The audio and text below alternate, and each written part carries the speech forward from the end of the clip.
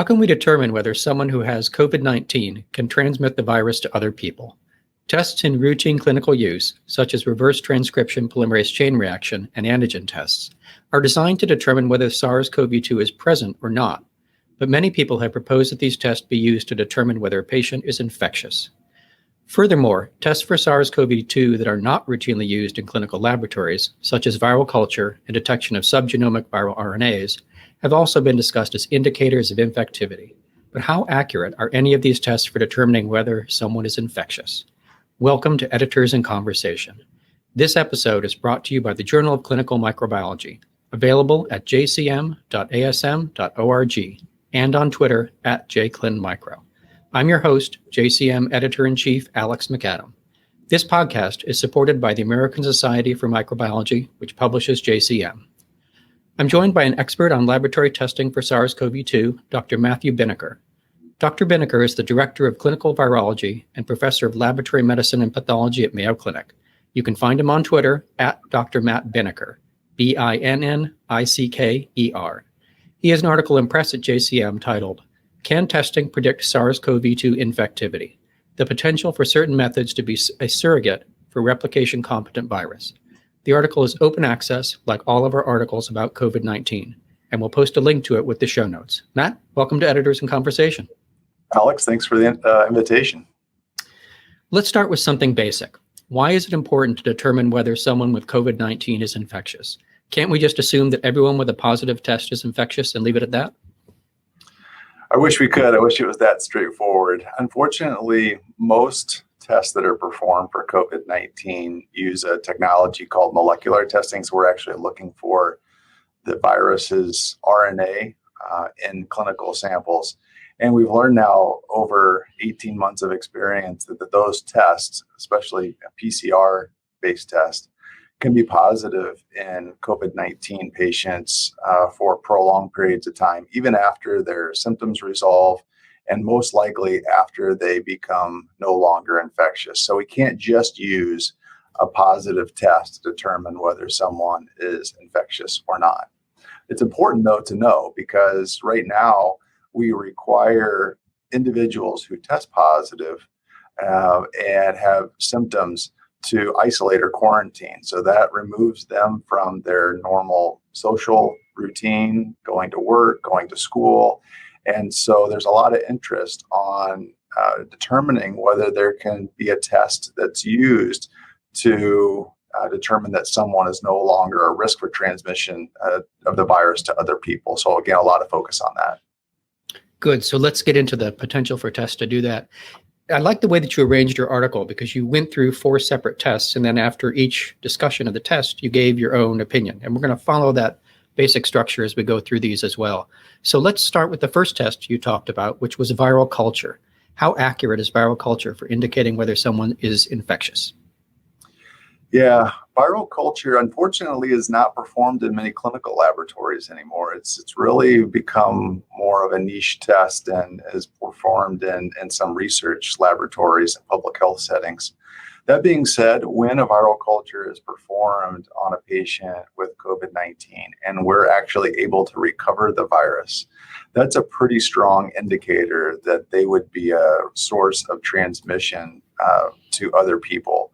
So in other words, a positive viral culture should be interpreted as that individual is a source of transmission or is infectious for SARS-CoV-2. In contrast, though, a negative culture really doesn't rule out the possibility that a person could be infectious to others. And that's because viral culture is insensitive, meaning you could get a negative culture, but there still could be infectious virions in a patient.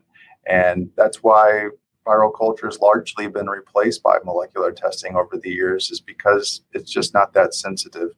And we'll talk about some of the other limitations of viral culture, I'm sure. Yeah, you mentioned one, which is that many laboratories don't do it. Why not? And what other disadvantages are there to viral culture as a test? Yeah, for decades, viral culture was considered the gold standard for detection of viral infections. It is a labor-intensive method. It requires expertise. It can be subjective, meaning it's part science, part art form, and really requires laboratory technologists to gain that expertise over time to determine what is cytopathic effect in cells and what is artifact. So that labor intensiveness, that expertise, I think, has somewhat been lost as fewer and fewer labs have performed it.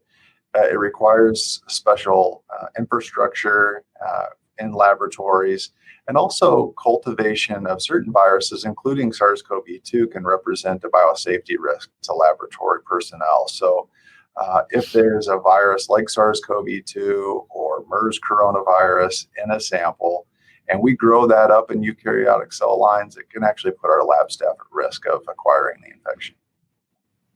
And we tend to talk about viral culture as if it were one monolithic thing. And I mean, for SARS-CoV-2 specifically, are there differences in the methods that can be used? Does it vary in sensitivity depending on how you perform it?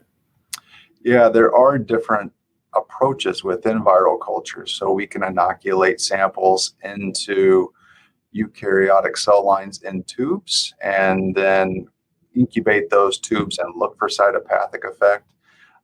That is relatively sensitive for viruses that will actually grow in those cell lines, but it can take quite a while. It can take days, and some viruses it can take weeks to actually see that cytopathic effect.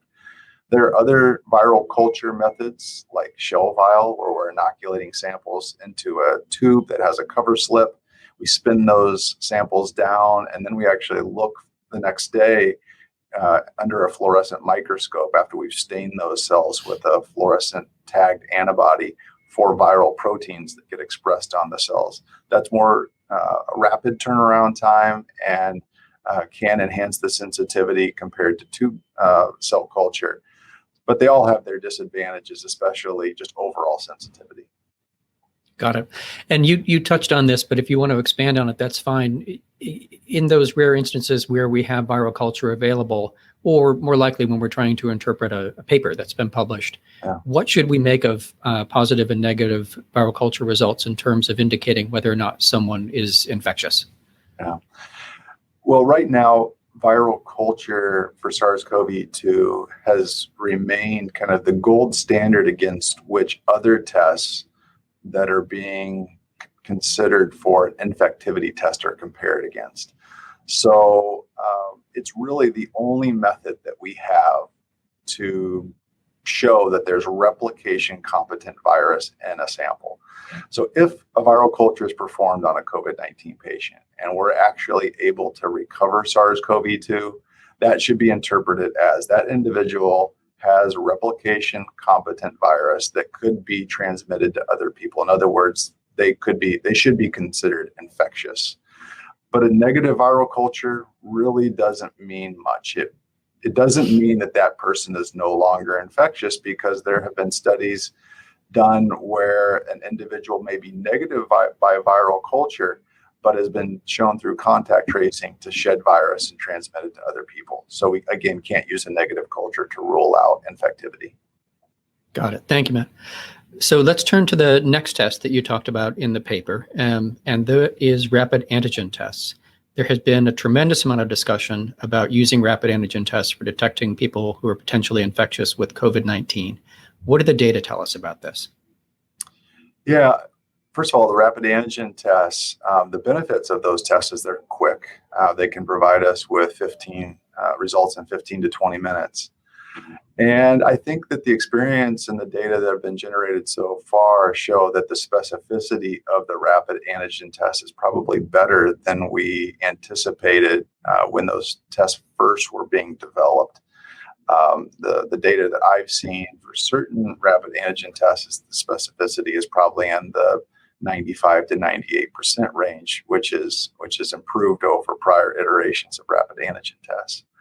The problem with the rapid antigen test has always been sensitivity, and that is played out with SARS-CoV-2 as well. I think that the rapid antigen tests are going to be pretty reliable in a symptomatic individual who is in the first day to 3 days of their symptoms, they're going to do a pretty good job of being positive in that population. As you get out further from their onset of symptoms, the sensitivity of the rapid antigen tests decreases. And then the real concern is in the asymptomatic population. So those that don't have any symptoms, there's been interest in broad screening of the population with rapid antigen tests, including asymptomatics. The data show, though, that the sensitivity in that group is pretty poor, in the 35 to 50% range. So it's worse than the flip of a coin. So right now, rapid antigen tests, the utilization, usefulness of that method, I think, is still in question. And whether it can be used as a measure for infectivity, I think, is still up for debate.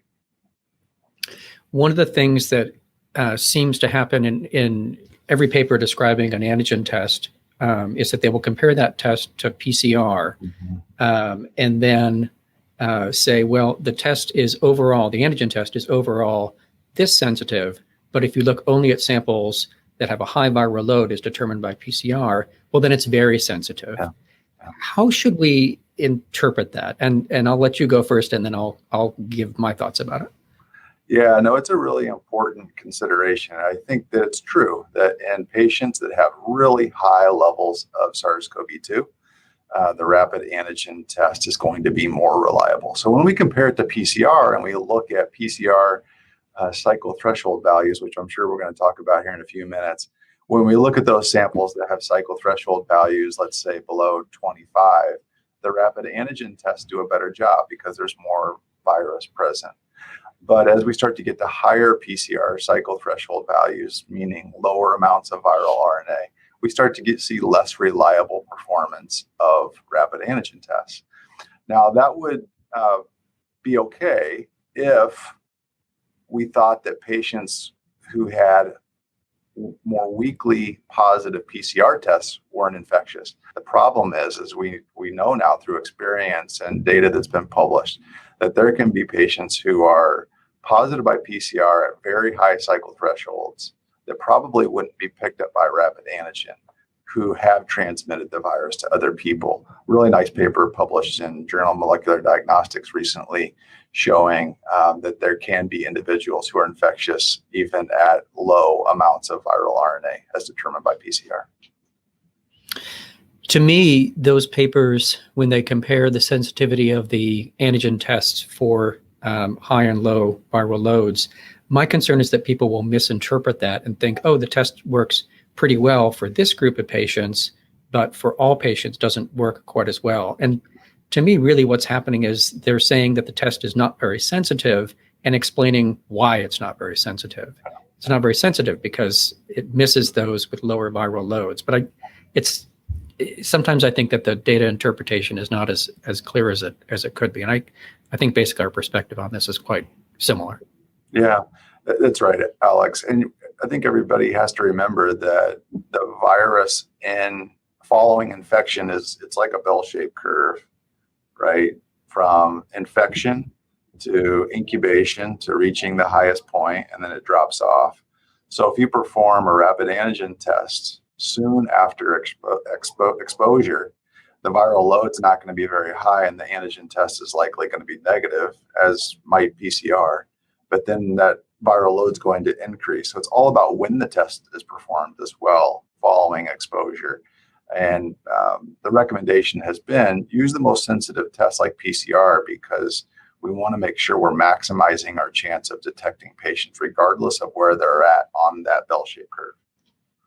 Anything to add to your thoughts about whether antigen tests should be used to determine whether somebody with COVID-19 is infectious?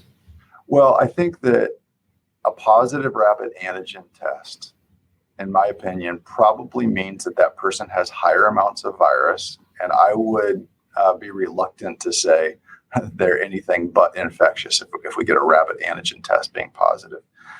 On the contrast, a negative rapid antigen test should not be interpreted as this person is no longer infectious, especially if it's being used in a diagnostic setting. I think where there's a lot of interest in potential future application is in those who have been diagnosed with COVID by a PCR test.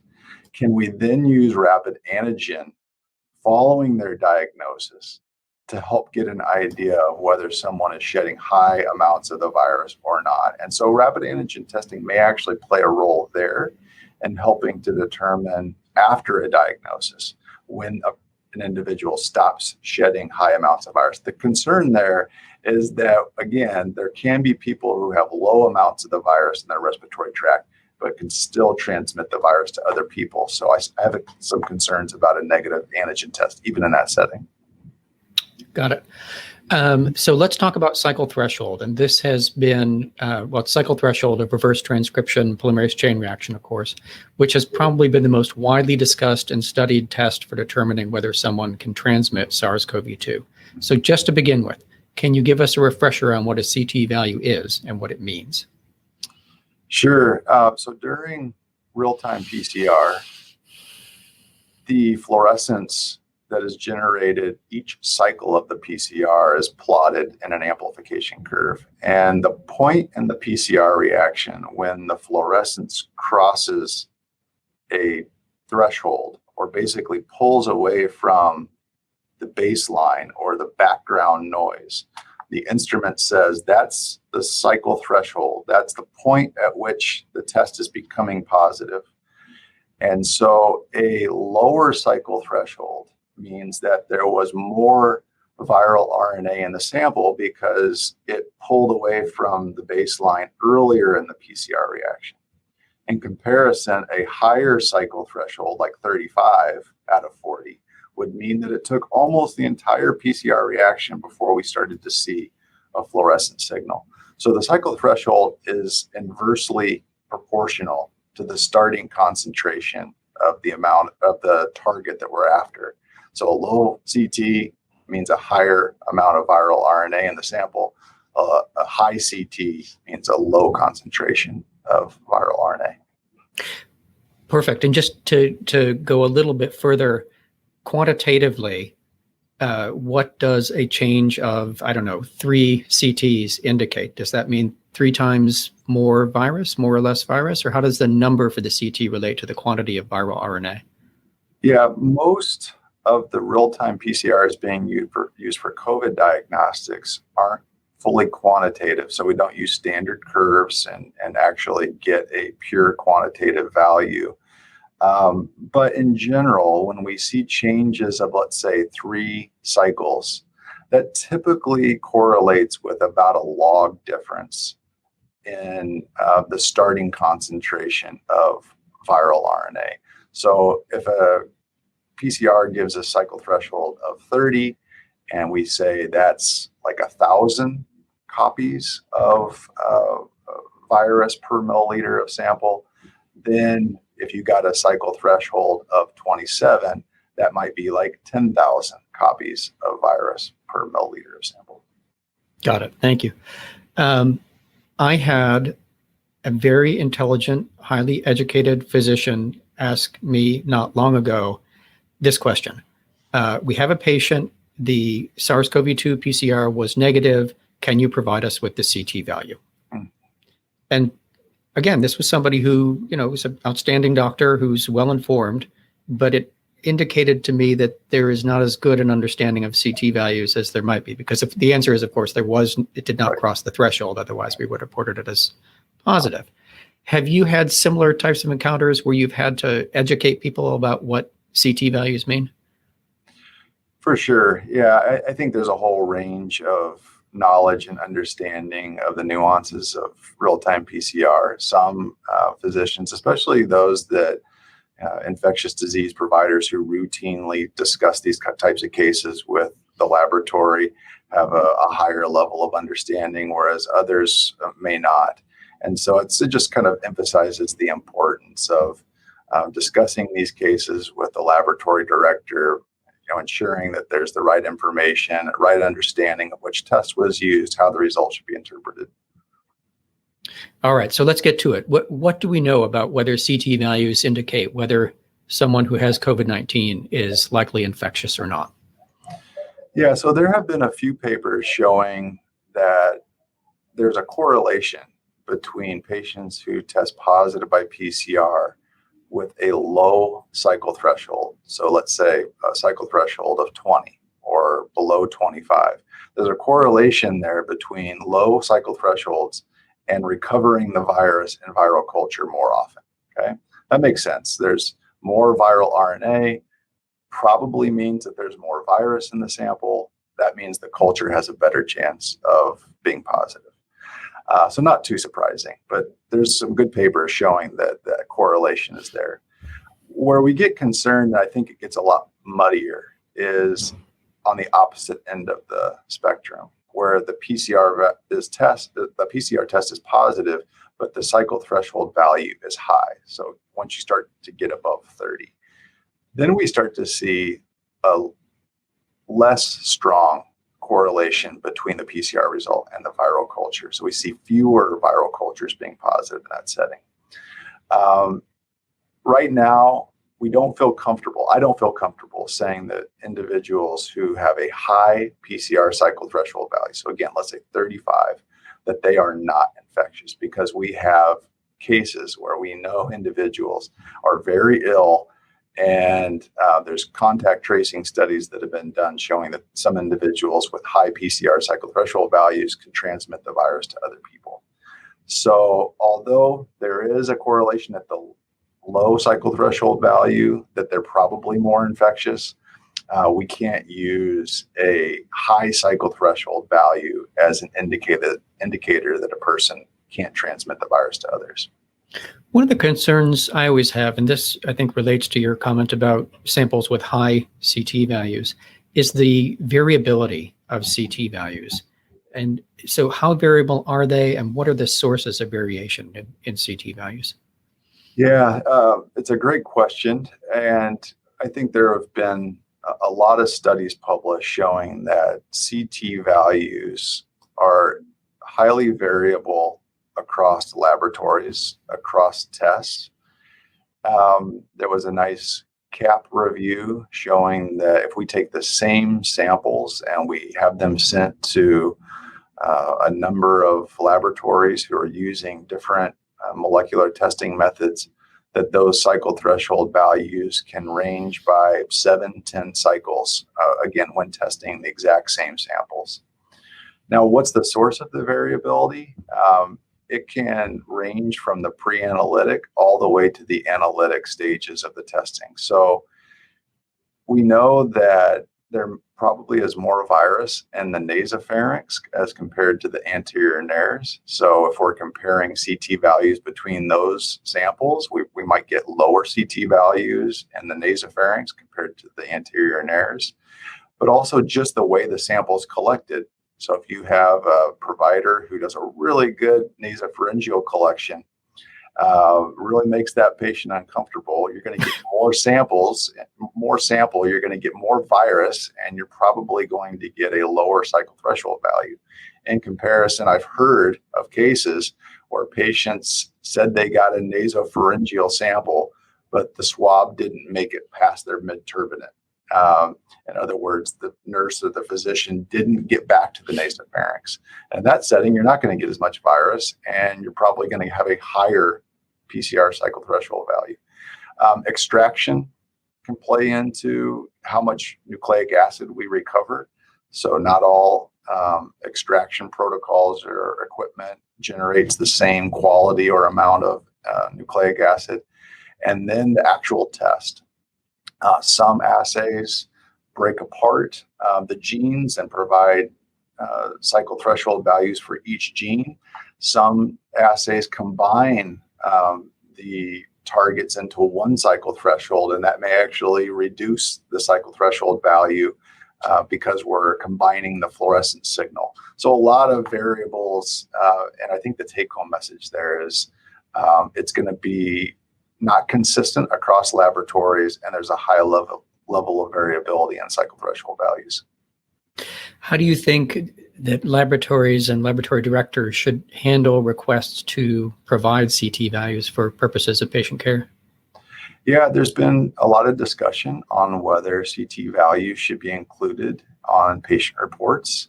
I'm not a proponent of that because, again, the lack of universal understanding of what a CT value means. It's not there, and there's a lot of nuances that need to be discussed and understood when using CT values. I think in certain situations, the CT value can be helpful, and a phone call from the physician to the lab director to discuss the case and have a verbal of what that cycle threshold value is appropriate. And one example would be a patient was diagnosed with COVID-19 in January of 2021, and 6 weeks later is coming back in for a procedure. They do a PCR test for part of a pre-procedural screening, and they're positive. They don't have any symptoms at that time point. They completely recovered. Call the laboratory, discuss the case, and if the cycle threshold value there is 38 or 40, we can probably put the pieces together and say this is most likely viral RNA that's just sticking around from the infection that person had in January. But if that cycle threshold value is 20, I'd be a lot more concerned about proceeding, because that value might tell me there's a lot more viral RNA there, and we might need to pursue that with some other studies. So it sounds like you would consider reporting on a case-by-case basis where you have the opportunity to communicate with the provider so you can provide a complete picture and help them understand what that CT value means for that patient. Yeah, on a case-by-case basis, I like to have a conversation with the physician and provide them with a verbal. We have not taken the step of including cycle threshold values actually in the report itself. Sometimes the physician will make a note of it in the chart and say, after conversation with the lab director, the cycle threshold value for this patient is, and I think that's appropriate just for documentation purposes, but I'm not a proponent of it actually including that value in the report itself. And another reason for that is that these tests are emergency use authorized as qualitative assays. And when we go as so far as to include a value on that report, it may change the regulatory viewpoint of that assay into more of a semi-quantitative, which can put some risk on the reporting laboratory. Got it. And finally, the last category of tests you talked about include a couple of tests for viral RNA intermediates. And these have been studied as possible indicators for the presence of replication-competent SARS-CoV-2. So they include subgenomic viral RNAs, which we heard about very briefly when President Trump had COVID-19. His personal physician referred to them. Can you tell us what subgenomic viral RNAs are and how well they might indicate whether there's replication-competent virus in a sample? Sure. So after SARS-CoV-2 infects a human cell, the virus unpackages and the genome is replicated. And when that genome is replicated, a full-length genomic replication event occurs, but also there is a discontinuous transcription process where subgenomic or kind of pieces of the genome are replicated. Now, those subgenomic transcripts are only produced following infection. So if we're targeting those and those are detected, that means that the virus has infected a cell and produced those. So they've been considered as a marker for infection. But there are some nuances to interpreting those results that we can discuss. How good is the evidence that those subgenomic RNAs can be used to indicate whether someone is infectious or not? Yeah, I think it's mixed data. There have been some publications showing that detection of subgenomic transcripts correlate strongly with lower cycle threshold values by PCR and culture positivity. But there have been some other studies showing that detection of subgenomic transcripts can be persistent and prolonged. And so what's uncertain is how long those subgenomic transcripts are stable and how long they hang out in our cells. There's concern that they may persist for quite a while because they can be protected inside vesicles from breakdown. And if that's the case, if they can be protected from breaking down and might actually hang out in a cell after infection for weeks or months, then they might not be a real reliable marker for infectivity. So let me make sure I've got it right. So the subgenomic RNAs are only produced during viral replication. Right. And so people thought, well, maybe that's a good way to measure whether the virus is replicating or not. Right. But the concern is that they may hang on a long time. And Exactly. so they may persist even when the virus is no longer replicating. Is that correct? You've got it. Yeah, it would make it much cleaner to interpret if those subgenomic transcripts were produced following infection, but then were rapidly degraded and over the course of days. What we're learning, though, is that in some cases, those subgenomic transcripts might actually be kind of packaged inside these lipid vesicles that protect those transcripts from degradation by nucleases, and they might actually hang out for weeks or maybe even months after an infection. So it may not be a real reliable marker for a period of infectivity. Got it. The other kind of viral RNA intermediates that you talked about in your article are the strand-specific RNA transcripts. So what is a strand-specific RNA transcript, and what does its presence indicate in a clinical sample? And I think you're going to have to take people back to a little bit of basic virology on positive and negative strands. So don't be shy. Dig in. Let us have it. Yeah, I think in essence, the principle is very similar to what we just discussed with the subgenomic transcripts. There's the positive and negative strands of the RNA. And so these strand-specific assays have multiple steps where they are targeting a positive strand of the RNA and a negative strand of the RNA. And again, looking at both genomic level and subgenomic levels of those strand-specific transcripts as a way of determining whether a virus is more likely to be infectious or not. So again, complicated, but we'll leave it there at the high level. All right.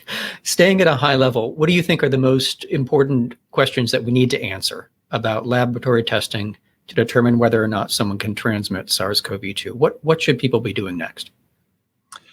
Yeah, I mean, there's still a lot of interest in whether any of the existing tests can be used to categorize people as infectious or not. Again, it's because of that disruption to their social lives, to work, school. Right now, we're relying on symptom and time-based strategies to determine whether someone should be in isolation or not. As more people are infected, the longer we go into this pandemic, we can't just have everyone staying at home for 10 days if they test positive by a PCR test. So we need to continue to focus on ways to develop tests or use existing tests to begin to say this person is less likely to be a source of infection to others versus this person is still clearly infectious and needs to remain in isolation. I think that there's work that can be done and studies that can be done to continue to look at our existing tests and how they might be used, but likely we're going to need to develop new tests that are different than the ones that we've used to really give us an accurate and competent answer of this person is a source of infection versus this person is no longer infectious. Do you think that the subgenomic RNAs or the strand-specific RNA transcripts are likely to be the ones that we need to work on for those new tests, or better quantitative assays using conventional real-time reverse transcription PCR? Yeah, I think that the subgenomic RNA tests represent a lot of promise. The strand-specific do. And I think that what we'll need to do is get more quantitation of the transcripts that are being amplified by those tests, also looking at maybe a number of different genes, some multiplexing by, for example, droplet digital PCR, I think holds a lot of promise when looking at those subgenomic transcripts. So I think, again, there's promise there. I hope that we'll get to the point where we can get those answers. I do think that there's potential for antigen-based testing to play some role, again, in people who have tested positive. But we're going to need to make some progress, especially with increasing sensitivity of the antigen tests before we're really able to be comfortable in saying this person's no longer a source of infection. Thank you. We'll put the link to your article in the show notes. Matt, this has been a really interesting conversation. Thank you so much for joining me on Editors in Conversation. Oh, this has been fun. Thanks again for inviting me. And thank you for listening.